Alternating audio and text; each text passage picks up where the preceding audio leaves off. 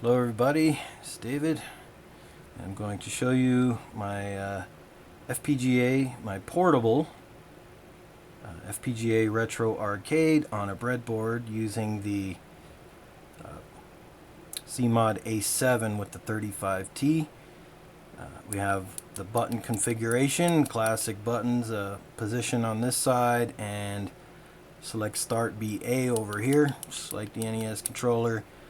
And I have a buzzer here for sound, and the graphics will be on the OLED display. And the reason why this is portable is because the bit stream is stored in a memory configuration. Well, it's converted into a memory configuration device and stored in the QSPI flash memory on the FPGA, allowing it to boot up from a battery, which I will plug in now and demonstrate. So I usually like to do this first. So put this in here, put this over here. As soon as you apply power, that flash memory boots up. And we have the menu. We can play Snake, Pong, Breakout, or Invaders. If you want to play a game, you press A. Here we have Snake.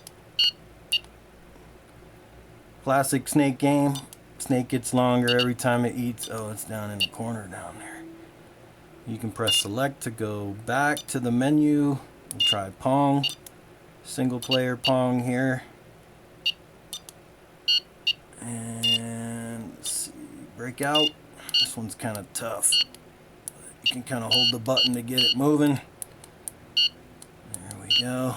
And then Invaders, like the classic Space Invaders. Just clear waves of enemies. Yep, back to the menu. And that's it.